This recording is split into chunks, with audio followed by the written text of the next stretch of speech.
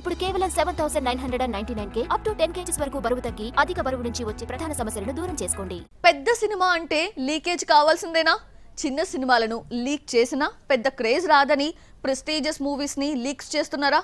ఎన్ని జాగ్రత్తలు తీసుకున్నా ఫోటోస్ వీడియోస్ బయటకు వచ్చేస్తున్నాయి. సాయి పల్లవి సీతగా, రణ్వీర్ రాముడిగా నటిస్తున్న రామాయణ్ మూవీ ఫోటోస్ నెట్టింట వైరల్ అవుతున్నాయి.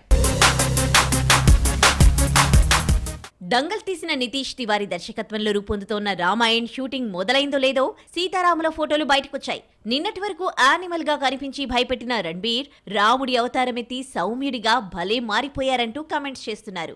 ఇక సీతగా సాయి పల్లవి అదిరిపోయిందన్న ఫీడ్బ్యాక్ వచ్చింది. లీక్ అయిన ఫోటోలకు పాజిటివ్ రెస్పాన్సే వచ్చినా ఫస్ట్ లుక్ కోసం వెయిట్ చేస్తే ఆ ఎక్సైట్మెంట్ వేరుగా ఉంటుంది.